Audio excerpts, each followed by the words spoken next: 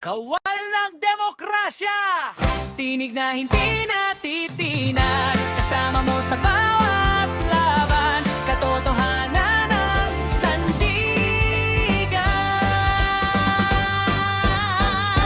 Waldi Carbonel!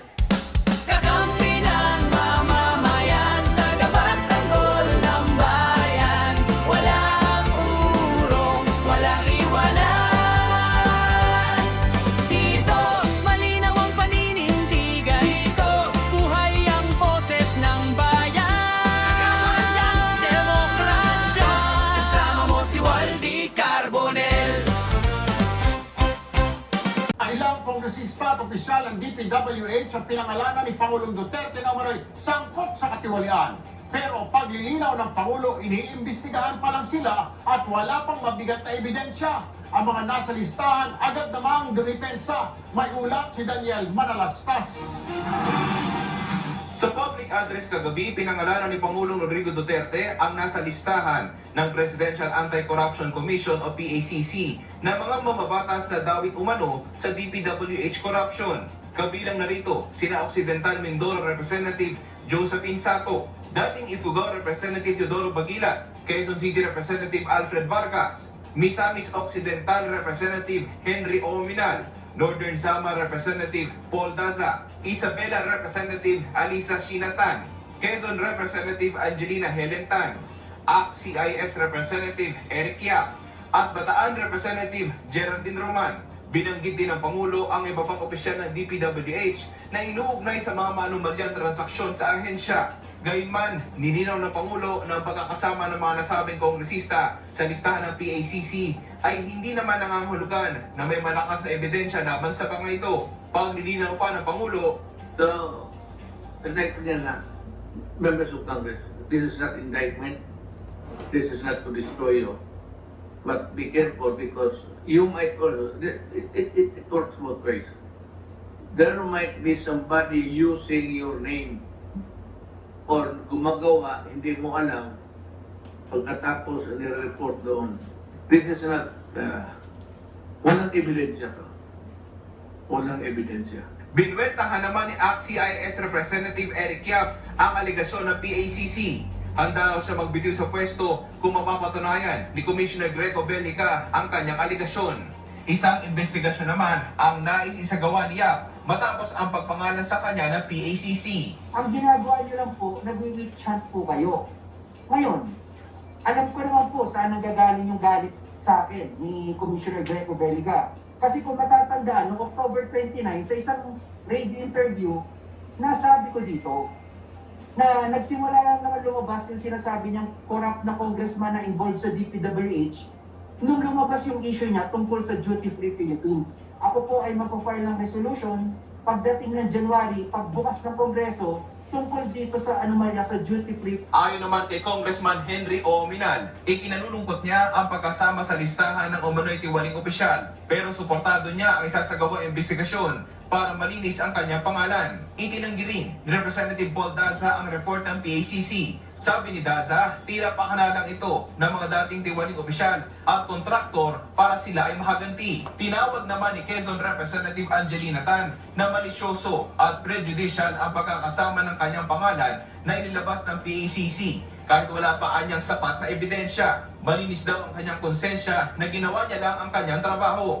Banat naman ni Congressman Alfred Vargas, tila napadaghan ng maling impormasyon ang PACC na mga kalaban niya sa politika. Itinanggi rin ni Representative Josephine Ramirez Sato at tinawag na grossly unfair ang paratang sa kanya ng katiwalian. Wala rin daw basihan ang aligasyon dahil mismo si Pangulo Duterte rin daw ang nagsabi na ito ay walang ebidensya. Sa kanyang Facebook page, sinabi naman ni Representative Geraldine Roman na ikinagulat niya na dawit ang kanyang pangalan sa binanggitang Pangulo na umunoy dawit sa katiwalian. Hindi raw niya kailanman ginawang money-making venture ang public service. Sagot naman ni dating Congressman Teddy Bagilat, diversionary tactics lamang ang nangyayari.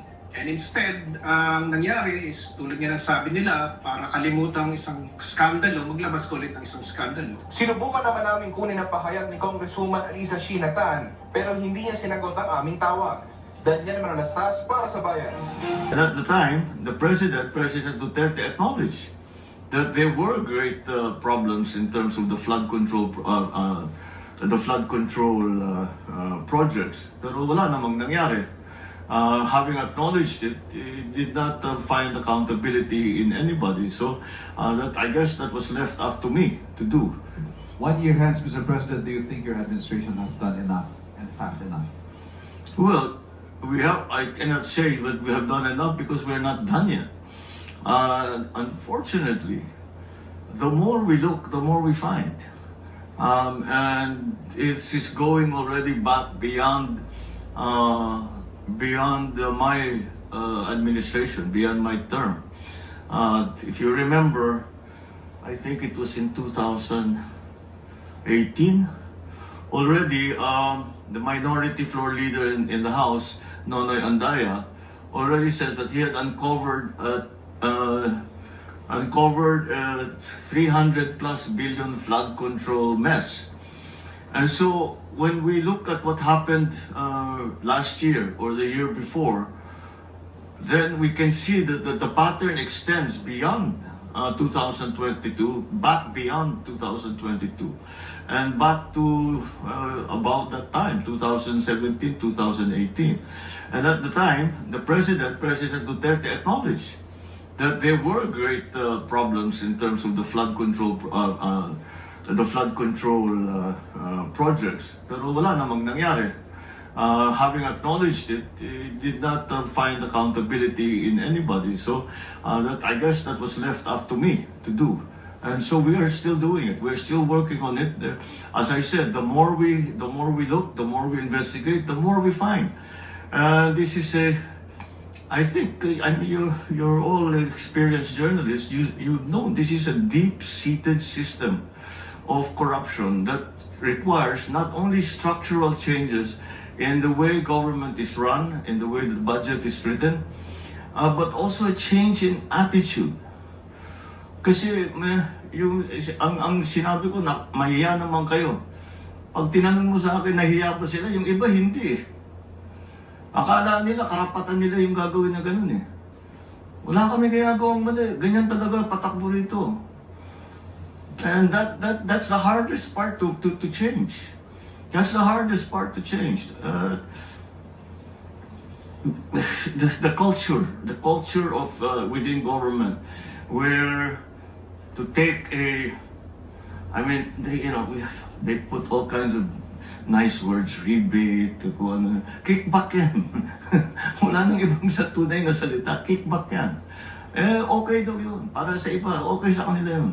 At saka karapatan nila bilang whatever, na meron silang share doon sa ganagastos ng pera ng gobyerno.